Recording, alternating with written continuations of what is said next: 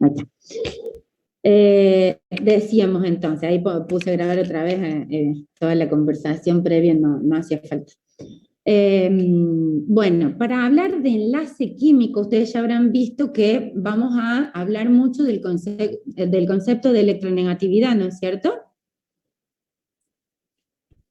Y esa electronegatividad, yo voy a ir buscando mi lápiz.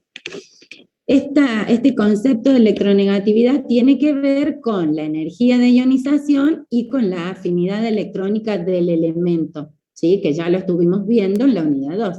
La energía de ionización es la energía que le entregamos al elemento para que se transforme en catión, ¿no es cierto? Para que libere el electrón. Y la afinidad electrónica es la energía que libera el elemento cuando se transforma en anión, no sé, cuando toma electrones, gana electrones. Cuanto mayor sea la afinidad electrónica, mayor es la electronegatividad, porque acá está dada una pequeña definición, es la capacidad de un átomo para atraer los electrones de otro átomo en un enlace químico, ¿sí? Entonces, cuando están los dos átomos cerquita, uno le toma los electrones al otro si es más electronegativo. El más electronegativo toma los electrones del otro. ¿Cuántos toma? Miren, depende de, vamos a mirar acá, de la valencia, ¿no es cierto?, del elemento y de cuántos electrones necesite para completar su octeto. ¿Se acuerdan? Fíjense, por ejemplo, el sodio, para formar el cloruro de sodio. El sodio, que es un metal, ¿sí?, libera un electrón para transformarse en el sodio más 2. ¿Por qué libera un electrón? Porque se queda con esta configuración. Tiene un Z11.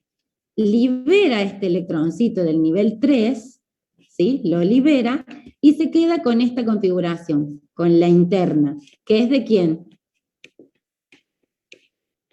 ¿Quién es este? El gas noble más cercano. Exacto, el neón. En cambio, el cloro toma un electrón para transformarse en el anión cloruro. ¿Por qué lo toma? Porque en el último nivel, en el 3, en su nivel de valencia, tiene 5 electrones en el orbital P. Con tomar un electroncito más, completa el octeto del nivel 3 y se transforma, como bien dijiste, en el gas noble más cercano. Bien, entonces, ¿qué hace? Como el sodio es más electronegativo, el cloro, digo, es más electronegativo, porque a él le resulta fácil tomar un electrón. De hecho, cuando toma un electrón, ¿qué hace? ¿Qué libera? Libera energía. Claro, por eso tiene alta afinidad electrónica. Libera energía.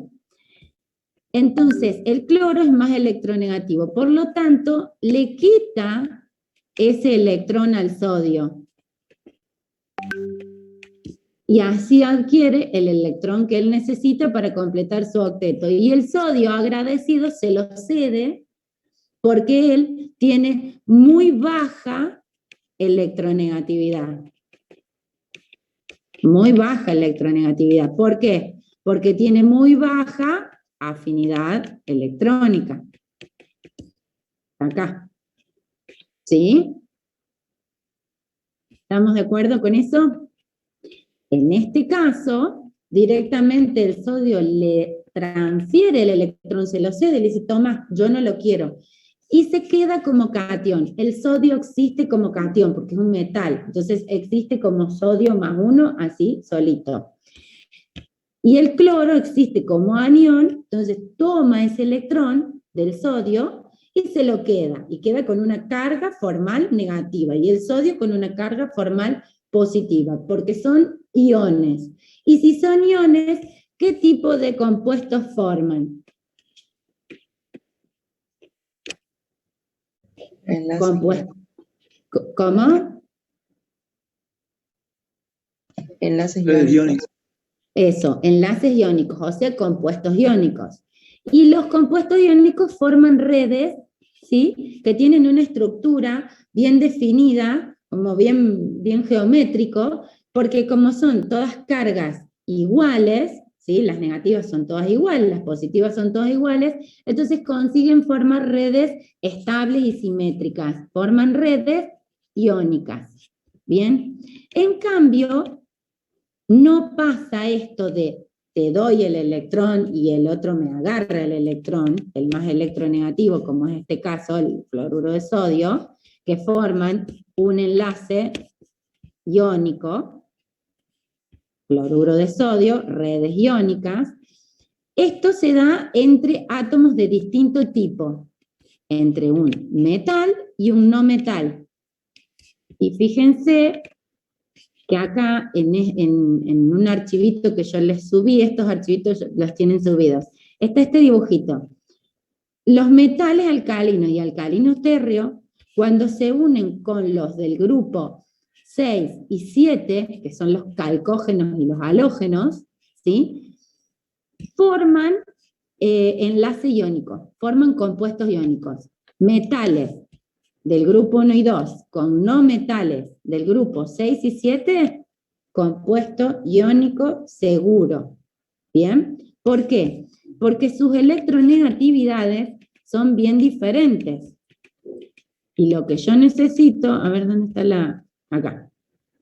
Lo que yo necesito para que se forme un compuesto iónico es una buena diferencia de electronegatividad. Entonces voy a formar el cloruro de sodio. La electronegatividad del cloruro de sodio es 3. La electronegatividad decimos que es la tendencia de ese elemento a tomarles electrones. Y bueno, y se mide o se indica con un número arbitrario que no tiene unidades y que es arbitrario, pero después es proporcional con respecto a los demás elementos. El más electronegativo es el flúor, con una electronegatividad de 4, ¿sí? Y el menos electronegativo va a ser por acá, el francio, con una electronegatividad de 0,7. Los más electronegativos son los no metales. Y los menos electronegativos, los metales, ¿cierto? Tienen baja electronegatividad. Entonces, esa diferencia que yo voy a hacer resto, la electronegatividad del cloro 3, menos la electronegatividad del sodio 0,9, me da 2,1, y esa es una diferencia de electronegatividad grande, lo suficientemente grande para que el sodio le regale su electrón al cloro. El cloro tiene la suficiente fuerza para quitárselo, ¿sí? Tienen la suficiente diferencia de electronegatividad. Entonces, por eso el compuesto es iónico. Ahora, si vemos otro ejemplo, a ver acá. ¿Cuánto tiene que ser la diferencia, profe, mínimo? 1,7.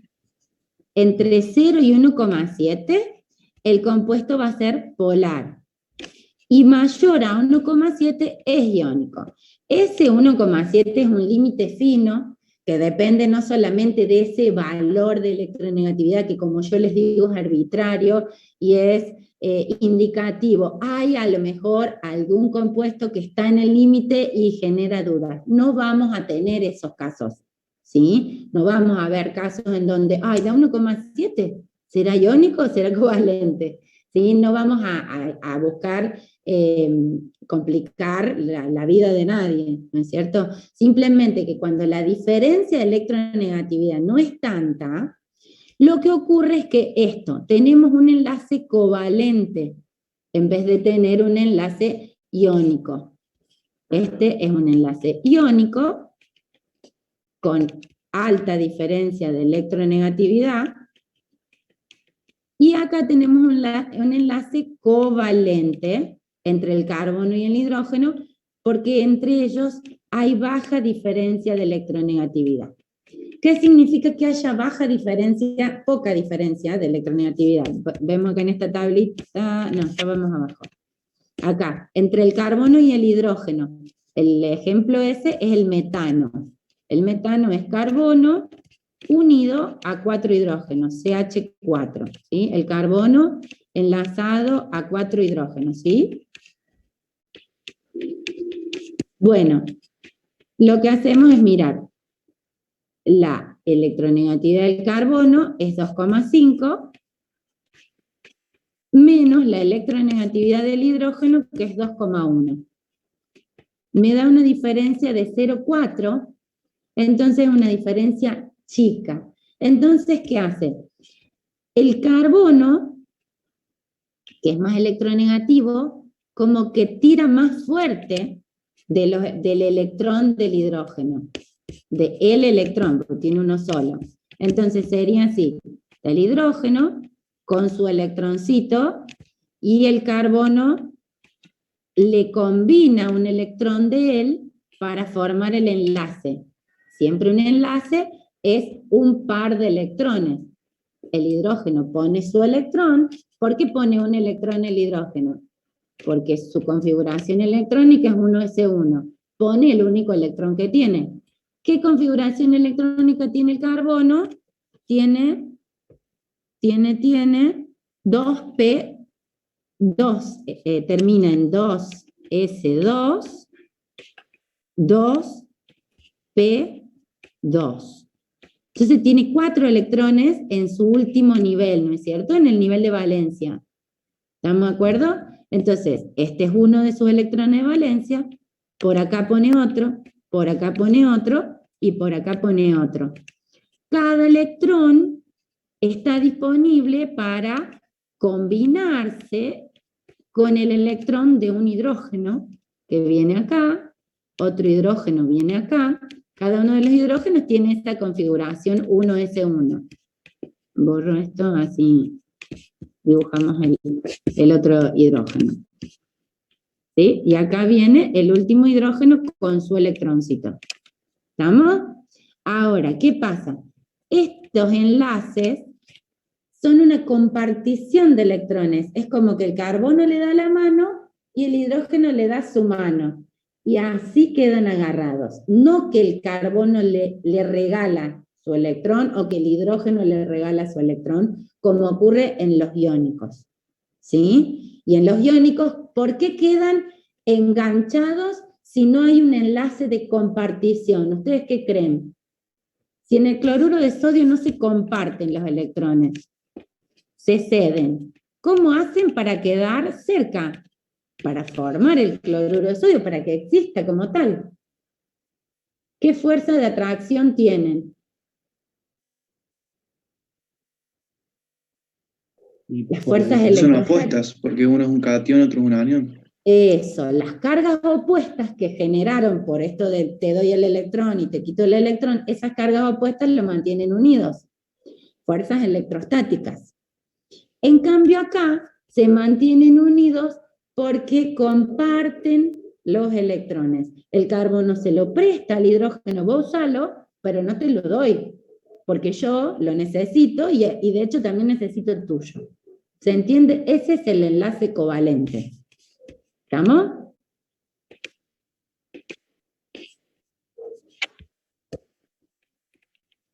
Bien. Bueno, puede ser un enlace entre átomos iguales, entre átomos distintos. Cuando son átomos iguales, ese enlace que es covalente va a ser no polar.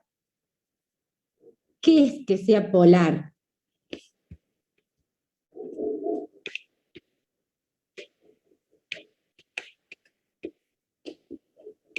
Acá están unidos los dos cloros entre sí. Después este cloro tiene todos sus otros electrones. Acá ya estoy haciendo estructuras de Lewis, ¿no es cierto? ¿Ustedes ya las vieron más o menos? Sí, profe. Sí. ¿Por qué Sí. digo que el cloro le dibujo 7 electrones alrededor? Porque tiene 7 electrones de valencia. Tiene 7 electrones de valencia, porque de hecho, ya también lo sé, porque está en el grupo 7. Tiene 7 electrones de valencia porque su configuración electrónica es 3s2, 3p5. Entonces tiene 7 electrones de valencia, el que queda desapareado lo comparte con el otro cloro, ¿sí? Y entonces al otro cloro le viene bárbaro porque tiene sus 6 electrones apares y el que queda desapareado lo comparte con el otro cloro. Y así forman un enlace que es covalente. ¿Por qué es covalente? Si yo hago, para saber si es covalente o no, hago diferencia de electronegatividad. ¿Cuánto es la electronegatividad del cloro? 3, habíamos dicho. ¿Qué tengo que hacer para calcular la diferencia de electronegatividad acá? 3 menos 3. Claro, me da 0. Cuando el delta de electronegatividad es 0, el enlace es no polar. Puedo tener casos en donde haya un delta de 0, a pesar de que sean distintos, ¿sí? Cuando es el mismo elemento que se combina consigo mismo, siempre va a ser un enlace covalente no polar. Ahora, cuando la diferencia es distinto de 0 y va entre 0 y aproximadamente 1,7, ya vamos a decir que es covalente polar, porque siempre que exista una diferencia de electronegatividad, uno va a tirar más fuerte que el otro, de los electrones, ¿sí? Entonces eso genera como que la nube electrónica esté más cerca, en el caso del metano, va a estar más cerca del carbono. Entonces, si lo tuviéramos que dibujar, sería el carbono, y tiene como los electrones acá más cerca, y el hidrógeno está un poco más lejos. El carbono tiene los electrones más cerca, y el hidrógeno está como más lejos. ¿Se entiende? Más alejado de los electrones, digamos. Hay como una nube electrónica más densa, más espesa, sobre el elemento más electronegativo, porque los atraen con un poco más de fuerza. ¿Se entiende? Se distorsiona la nube gracias a esa diferencia de electronegatividad. Sin embargo, después vamos a ver que el enlace es polar. El hidrógeno queda con una densidad de carga positiva, o sea, como con una deficiencia de electrones, y el carbono como con un exceso de electrones, en este enlace. En este enlace, entre el carbono y este hidrógeno. El carbono tira con más fuerza a los... Estoy diciendo bien, ¿no? El carbono es más electronegativo, sí, tira con más fuerza a los hidrógenos. Pero después, toda la molécula puede que no sea polar, porque esos momentos bipolares se empiezan a anular entre sí. El carbono le quita los electrones al hidrógeno, pero también le quita a este. Y entonces, esto que es un vector, se anula con este otro vector porque son exactamente iguales. Entonces, el momento ahí es 0, el momento dipolar de estos dos enlaces entre sí. Esto es un momento dipolar distinto de 0. El carbono tira con más fuerza.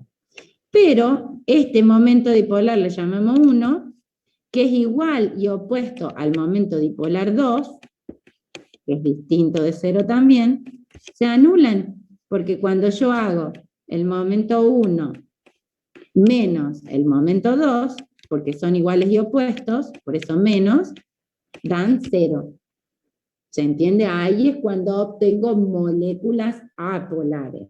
Pero hasta ahora vamos viendo los enlaces, ¿sí? Enlace polar covalente cuando tengo distinta electronegatividad entre los elementos que se enlazan.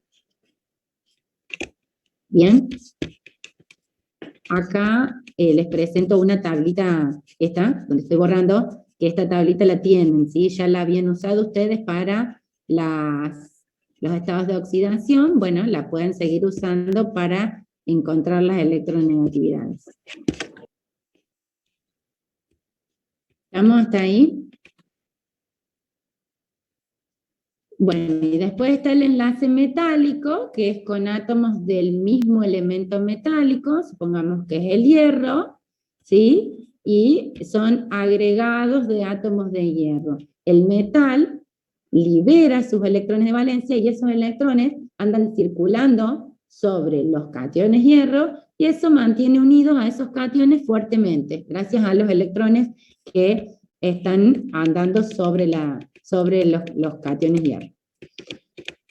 Seguimos. Profe, Bien. ¿puede volver a repetir lo del enlace metálico, por favor? No entendí muy bien. Bien. Esto es así. El hierro, vos sabés que es un metal y que genera cationes, ¿no es cierto? Hierro más 2 o hierro más 3. Depende de cómo sea el ambiente en el que se encuentra. O sea, no hay pieza de hierro que no se oxide, ¿o sí?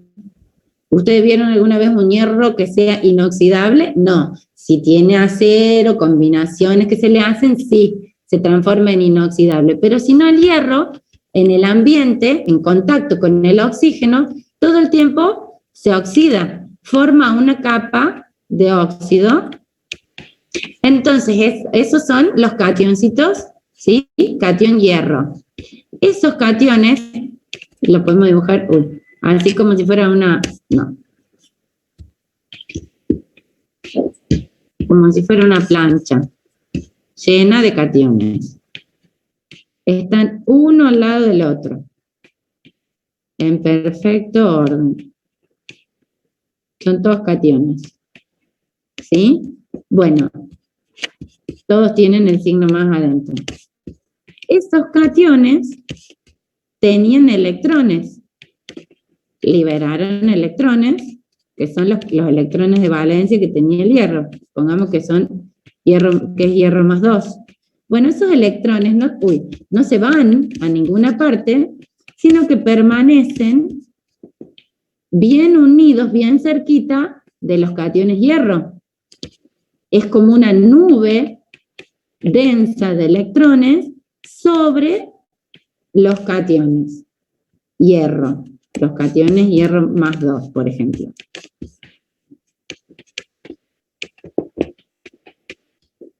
Esos electrones que van circulando, no están quietos ahí, se van moviendo. Se mueven, se mueven, se mueven, se mueven por toda la superficie, ¿sí? De esos cationes, por encima de esos cationes, como un mar de electrones que está en permanente movimiento. Son los que favorecen, los que permiten, ¿qué cosa?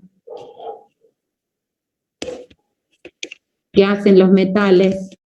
Que son excelentes, ¿qué? Conductores. Conductores. Claro, son excelentes conductores. Ellos permiten que la electricidad pase a través de ellos, porque la electricidad, ¿qué es? Es una corriente de electrones. Los electrones son partículas que se mueven.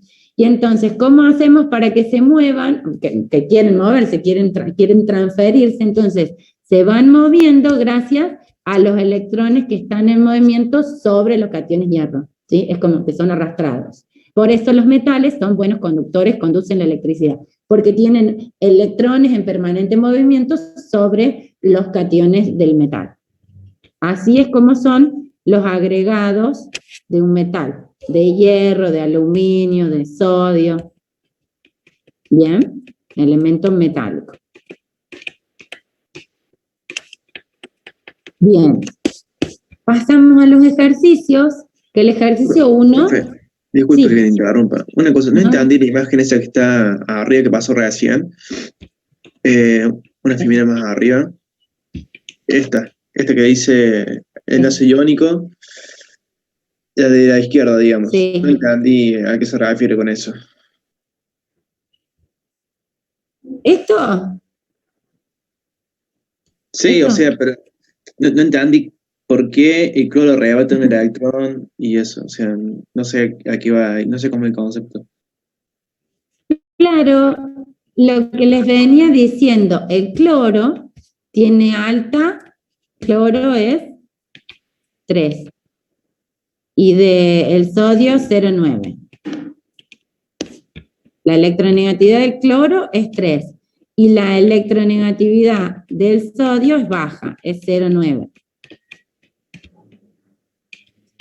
Esa electronegatividad, relacionarla con una fuerza. ¿Ves? Este tipo tiene más fuerza, entonces puede quitarle a la nena al señor sodio. Este sería el electrón. Es una representación caricaturesca, ¿sí? No tiene nada de raro. Esto que les estoy diciendo, el electrón del sodio se pasa al cloro, ¿sí? Porque el cloro tiene la suficiente fuerza para quitárselo, porque tiene alta afinidad electrónica, es decir, que tiene baja energía de ionización, por eso tiene alta electronegatividad, que es la fuerza, es una fuerza. Es fuerza. ¿Sí? Lo relacionamos con la fuerza que tiene para quitarle los electrones a otro átomo. ¿Bien? También me quedó una duda. Sí. En caso de que sean dos metales diferentes, ¿nunca puede ser un enlace covalente, claro? Un enlace covalente entre dos metales, pueden haber casos, por eso les digo eso de la diferencia de electronegatividad. Claro, pues están muy separados, no se puede dar. Claro, depende de en qué parte de la tabla estén, y la parte de la tabla con la que están tiene que ver, por supuesto, con las propiedades, ¿no es cierto?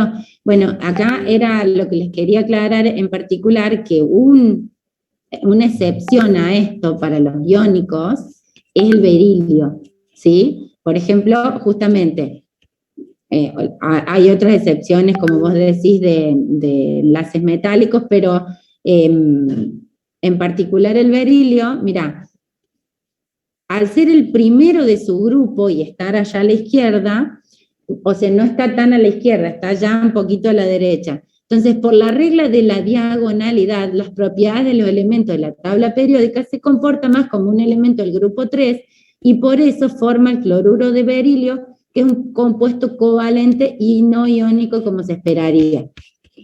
¿Se entiende? Uy, pará.